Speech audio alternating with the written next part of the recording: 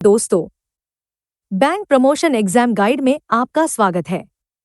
आज हम SARFAESI act के सबसे जरूरी सवालों को हल करेंगे। यह टॉपिक एग्जाम के लिए बहुत क्रिटिकल है। तो चलिए शुरू करते हैं।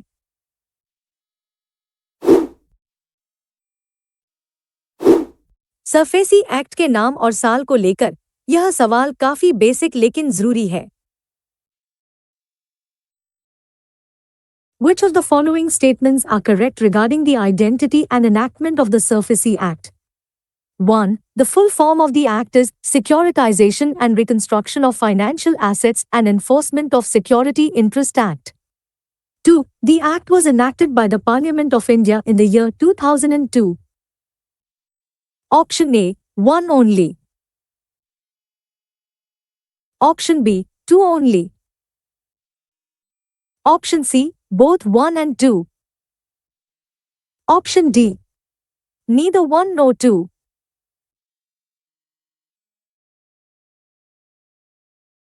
सही जवाब है ऑप्शन सी। दोनों स्टेटमेंट 1 और 2 बिल्कुल सही हैं। सरफेसी एक्ट का पूरा नाम यही है, जो 2002 में आया था। यह एक्ट बिना कोर्ट के इंटरवेंशन के रिकवरी की पावर देता है। इसका मतलब बैंक सीधे एक्शन ले सकते हैं। मान लीजिए किसी ने लोन नहीं चुकाया, तो बैंक इस एक्ट का यूज कर सकता है। अगले सवाल में हम देखेंगे कि क्या यह एक्ट खेती की जमीन पर लागू होता है या नहीं। यह सवाल एग्री लैंड और सिक्योर्ड लोन्स के बारे में है। इसे ध्यान से पढ़ें। Which of the following statements are correct regarding the applicability and scope of the Surface Act? 1. The measures under this Act can only be initiated against loans that are classified as secured loans backed by security interest. 2. The provisions of this Act explicitly allow banks to enforce security interest created on agricultural land. Option A, 1 only. Option B, 2 only. Option C, both 1 and 2. Option D, neither 1 nor 2.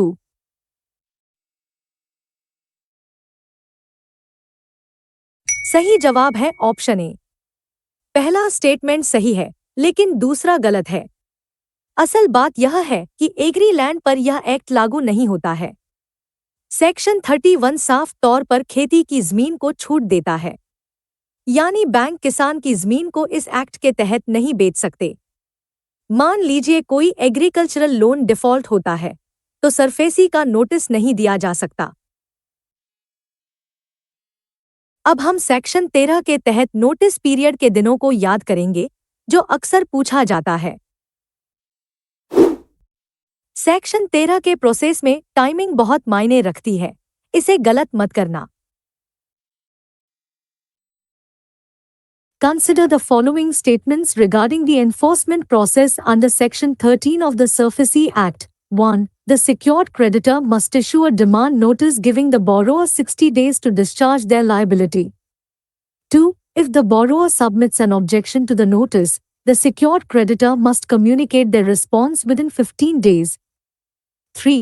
If the borrower fails to repay within the notice period, the creditor may take possession of the secured asset under Section 13(4).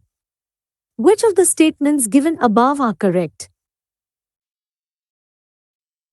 Option A, 1 and 2 only. Option B, 2 and 3 only. Option C, 1 and 3 only. Option D, 1, 2 and 3.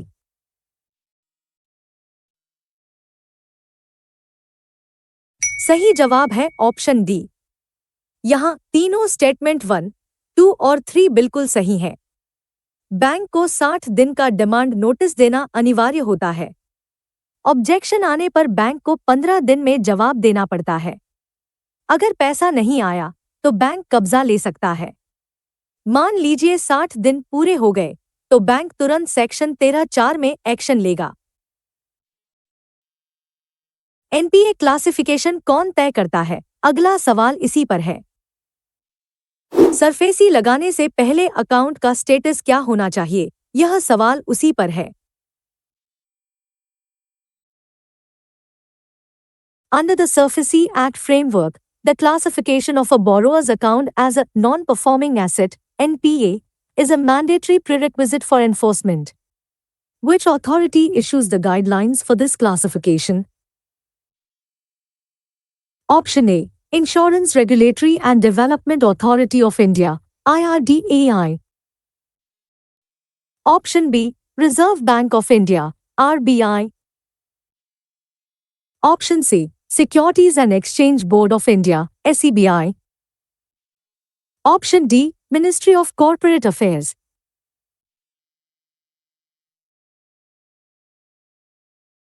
सही जवाब है option B. यह guidelines RBI जारी करता है। सरफेसी का action लेने के लिए अकाउंट का एनपीए होना जरूरी है। आरबीआई के प्रूडेंशियल नॉर्म्स ही यहां लागू होते हैं। इससे बैंकों को एक स्टैंडर्ड प्रोसेस फॉलो करना पड़ता है। मान लीजिए अकाउंट एनपीए नहीं है, तो बैंक सरफेसी का नोटिस नहीं भेज सकता। कम से कम कितना लोन बकाया होना चाहिए? अगला सवाल इसी लिमिट पर है। मिनिमम अमाउंट का यह रूल एग्जाम में बार बार आता है, इसे याद रखना। The SURFACE Act prescribes a specific monetary threshold below which the provisions of the Act cannot be invoked. What is the minimum outstanding loan amount required for a bank to initiate action under this Act? Option A. Rupees 10,000. Option B. Rupees 50,000. Option C. Rupees 1 lakh. Option D. Rupees 2 lakhs.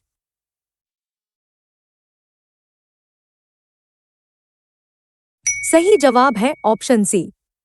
कम से कम 1 लाख रुपए का बकाया होना जरूरी है। Section 31 के तहत छोटे लोन्स को इससे बाहर रखा गया है। अगर बकाया 1 लाख से कम है तो सरफेसी लागू नहीं होगा। यह नियम छोटे कर्जदारों को प्रोटेक्ट करने के लिए है। मान लीजिए बकाया 90,000 है, तो बैंक को सिविल कोर्ट जाना होगा। चलिए अब क्वेश्चन 1 से 5 तक का छोटा रिवीजन करते हैं। सरफेसी एक्ट 2002 में लागू किया गया था।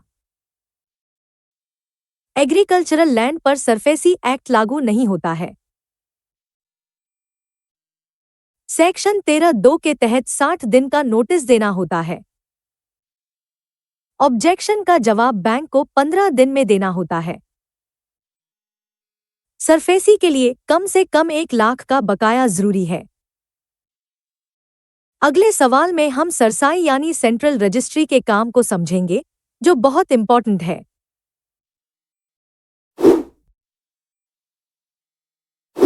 फ्रॉड रोकने के लिए बनी इस रजिस्ट्री के बारे में सवाल है, इसे मिस मत करना। To prevent fraud involving multiple loans against the same asset, the SURFACE Act mandated the creation of a central registry. Which of the following statements regarding this registry are correct? 1. The registry is known as SURSAI, Central Registry of Securitization, Asset Reconstruction and Security Interest of India. 2. Its primary purpose is to maintain a central record of security interests aimed at preventing borrowers from mortgaging the same asset to multiple lenders. Option A, 1 only. Option B, 2 only. Option C, both 1 and 2. Option D, neither 1 nor 2.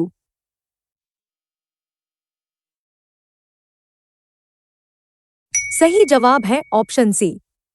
दोनों statement 1 और 2 बिल्कुल सही हैं। इस registry का नाम cerci है, जो सिक्योरिटी इंटरेस्ट का रिकॉर्ड रखती है। इसका मुख्य काम डुप्लीकेट फाइनेंसिंग को रोकना है। इससे बैंकों को साफ पता चलता है कि प्रॉपर्टी पहले से गिरवी तो नहीं। मान लीजिए आप लोन देने से पहले सरसाई चेक करते हैं, तो फ्रॉड से बच सकते हैं। अगर बैंक जबरदस्ती करे तो अपील कहां करें? अगला सवाल डीआरटी पर है। अपील के लिए कितने पैसे जमा करने पड़ते हैं? यह पॉइंट एग्जाम में आता है। Consider the following statements regarding the rights of a borrower to appeal against enforcement actions taken by a secured creditor under the SURFACE Act. 1. Any person aggrieved by the measures taken under Section 13(4) may file an application to the Debt Recovery Tribunal (DRT) within 45 days. 2. A further appeal to the Debt Recovery Appellate Tribunal (DRET) can be entertained only if the borrower deposits at least 50% of the debt amount due, reducible to 25%. Which of the statements given above are correct? Option A, 1 only. Option B, 2 only. Option C, both 1 and 2. Option D, neither 1 nor 2.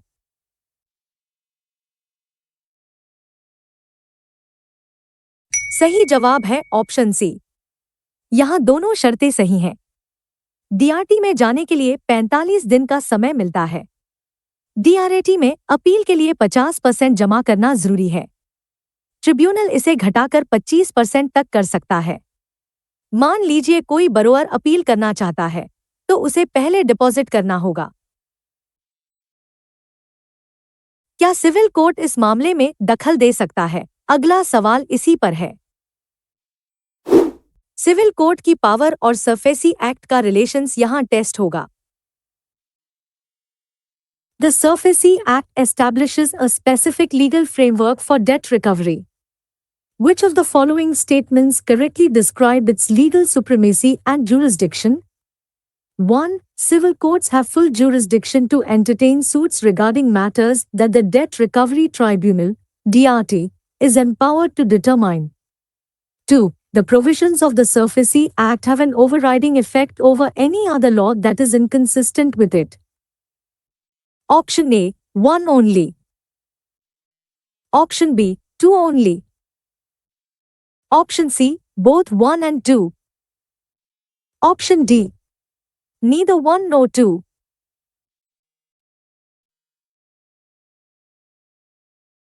सही जवाब है option B. पहला statement गलत है, लेकिन दूसरा सही है। सिविल कोर्ट्स के पास इस मामले में कोई पावर नहीं होती है। SURFACE एक्ट बाकी कानूनों पर भारी पड़ता है, यानी ओवरराइड करता है। इससे रिकवरी प्रोसेस में लीगल देरी कम होती है। मान लीजिए बैंक ने एक्शन लिया, तो सिविल कोर्ट स्टे नहीं दे सकता। प्रॉपर्टी बेचते समय न्यूज़पेपर में नोटिस देना क्यों जरूरी है, यह हम आगे देखेंगे। नीलामी से पहले के नियमों पर यह सवाल है, यहाँ लोग गलती करते हैं। When a secured creditor proceeds to sell an immovable property under the SURFACE Act, they must adhere to specific procedural safeguards. Which of the following statements regarding this process are correct?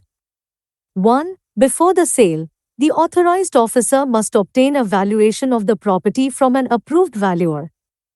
2. A sale notice must be published in 2 leading newspapers, one of which must be in the vernacular language of the locality.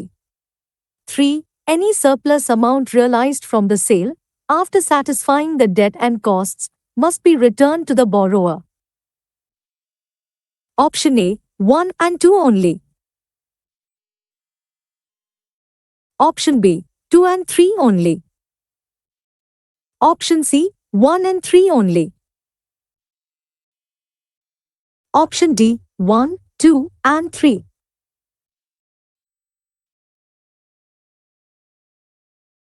सही जवाब है option D. तीनों statement 1, 2 और 3 सही हैं। Property की valuation कराना और 2 अखबारों में नोटिस देना अनिवार्य है। अगर लोन से ज्यादा पैसा मिला, तो वह बरोअर को लौटाना पड़ता है। यह प्रोसेस पारदर्शिता बनाए रखने के लिए जरूरी है। मान लीजिए प्रॉपर्टी महंगी बिकी, तो बचा हुआ पैसा बैंक नहीं रख सकता। एआरसी का रेगुलेशन कौन करता है? अगला सवाल इसी संस्था पर है। बैड लोन्स खरीदने वाली कंपनियों के बारे में यह सवाल इंपॉर्टेंट है। Asset reconstruction companies, ARCs, play a vital role in the ecosystem of bad loan management. Which of the following statements correctly describe their regulatory status and functions? 1. ARCs must be registered with and are regulated by the Reserve Bank of India, RBI. 2. For the purpose of raising funds to acquire financial assets, ARCs can issue security receipts to qualified buyers. Option A, 1 only. Option B, 2 only. Option C, both 1 and 2. Option D, neither 1 nor 2.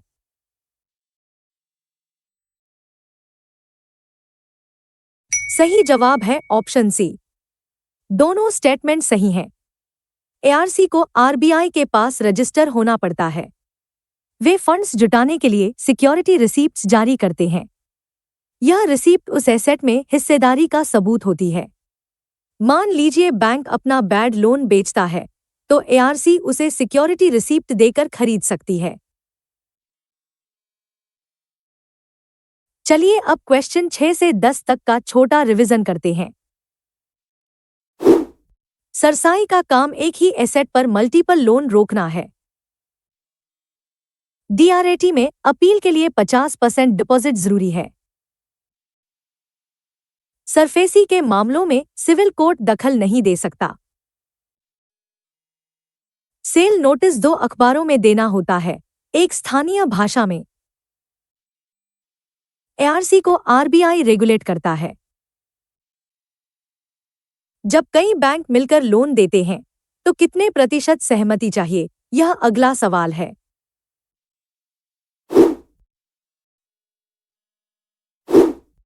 Consortium lending में voting share का यह rule बहुत critical है।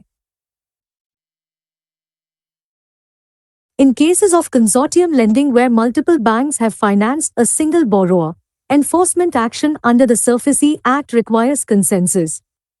What is the minimum percentage of secured creditors, by value, that must agree to initiate such action? Option A, 51%. Option B, 60%. Option C, 75%. Option D, 90%.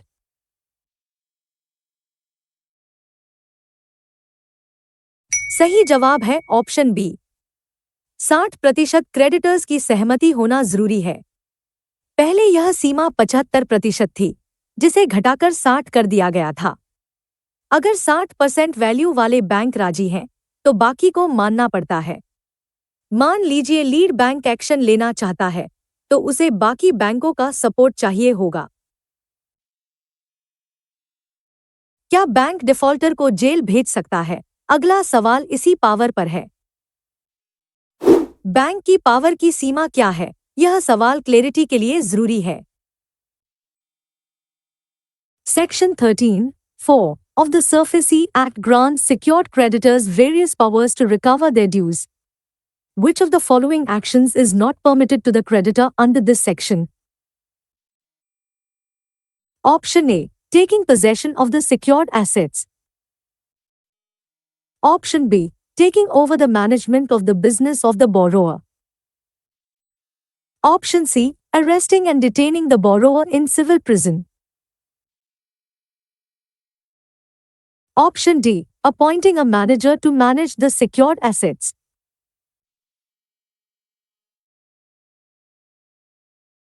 सही जवाब है option C. Bank बरोअर को गिरफ्तार नहीं कर सकता। सरफेसी एक्ट सिर्फ एसेट रिकवरी के लिए है, क्रिमिनल एक्शन के लिए नहीं। बैंक केवल प्रॉपर्टी का कब्जा या मैनेजमेंट ले सकता है। मान लीजिए कोई डिफॉल्ट करता है, तो पुलिस एक्शन अलग कानून में होगा, सरफेसी में नहीं। किसी बैंक को इस एक्ट से छूट कौन दे सकता है, यह हम आगे देखेंगे। एग्जेम्पशन देने की पावर किसके पास है, इसे गलत मत करना। Under the proposed Section 31 of the SURFACE Act, specific power is granted to exempt certain classes of banks or financial institutions from the application of the Act. Which authority is empowered to issue such notifications? Option A, Reserve Bank of India. Option B. State governments. Option C. Central government.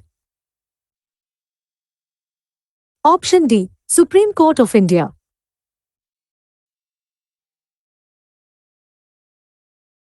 सही जवाब है option C. यह power central government के पास है। सरकार notification जारी करके किसी भी क्लास ऑफ बैंक्स को छूट दे सकती है। यह प्रोविजन फ्लेक्सिबिलिटी के लिए रखा गया है। मान लीजिए सरकार किसी खास सेक्टर के बैंक को बाहर रखना चाहती है, तो वह ऐसा कर सकती है। सरसाई में इंस्पेक्शन कौन कर सकता है? अगला सवाल इसी प्रोसेस पर है। ट्रांसपेरेंसी के लिए रिकॉर्ड्स कौन चेक कर सकता है? यह सवाल है। The Central Registry, CERSAI, serves as a critical infrastructure for secured lending in India. Which of the following statements regarding its operational rules are correct? 1. The records maintained by the Central Registry are open for inspection by any person on payment of a prescribed fee.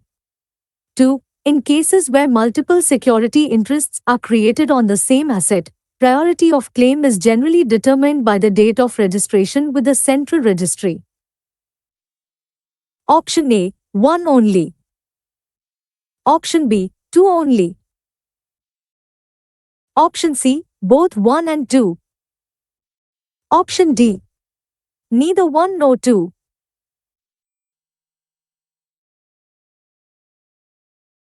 सही जवाब है option C. दोनों statement 1 और 2 सही हैं।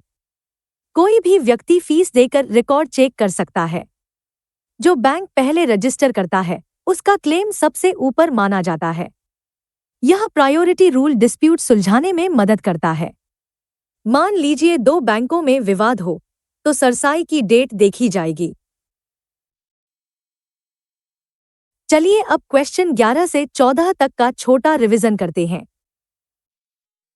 Consortium में 60% value की सहमति जरूरी है। सफेसी एक्ट में बैंक को अरेस्ट करने की पावर नहीं है। सेंट्रल गवर्नमेंट संस्थाओं को एक्ट से छूट दे सकती है। क्लेम की प्रायोरिटी रजिस्ट्रेशन की तारीख से तय होती है। पोजेशन नोटिस और ऑथराइज्ड ऑफिसर के रोल पर अगला सवाल है।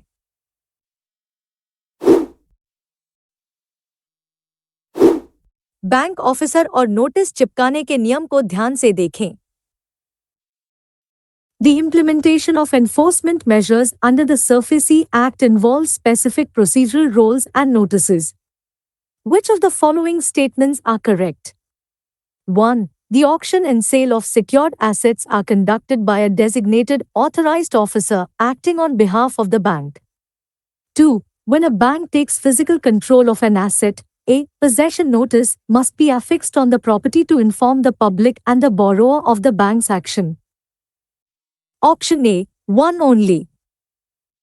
Option B. 2 only. Option C. Both 1 and 2. Option D. Neither 1 nor 2.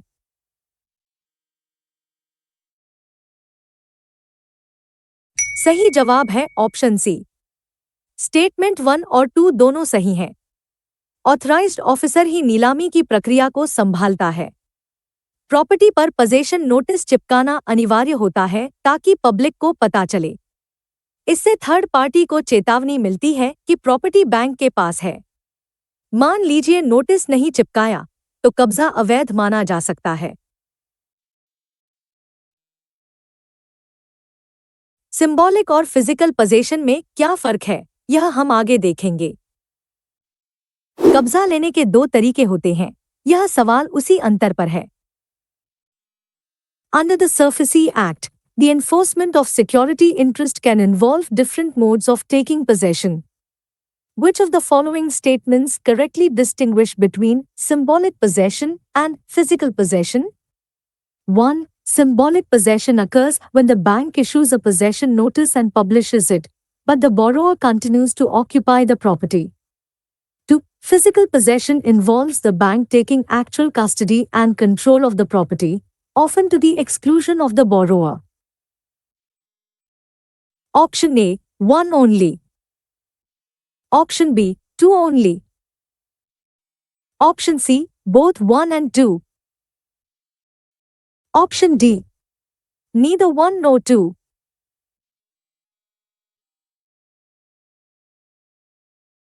सही जवाब है ऑप्शन सी। यहाँ दोनों डेफिनेशन बिल्कुल सही हैं।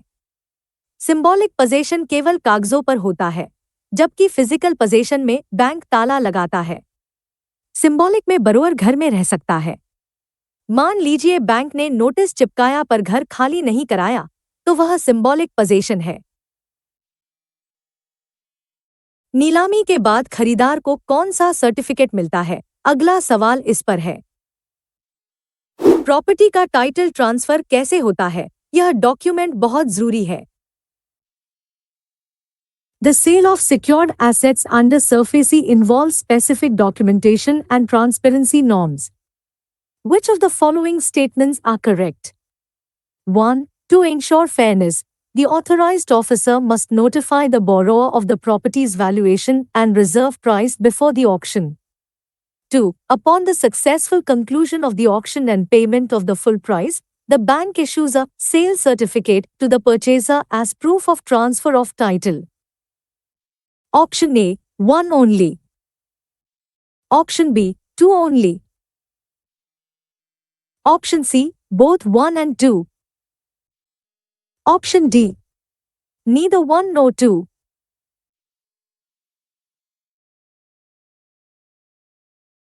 सही जवाब है ऑप्शन सी।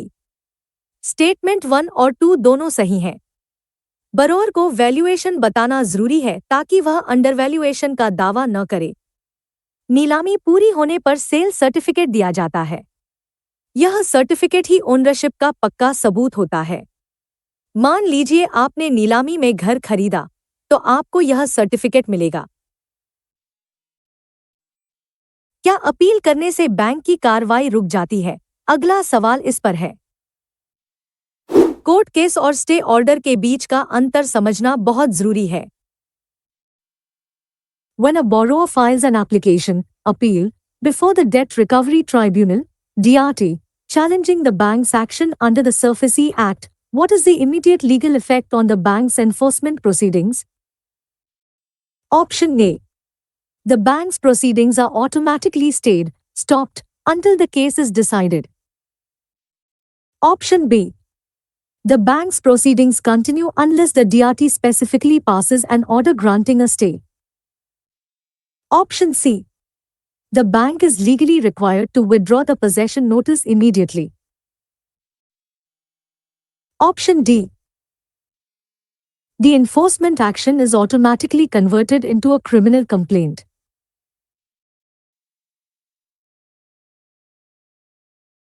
सही जवाब है ऑप्शन बी।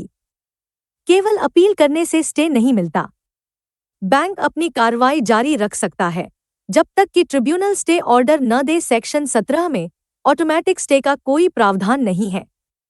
मान लीजिए बरोअर ने केस फाइल किया लेकिन स्टे नहीं मांगा, तो बैंक नीलामी कर सकता है।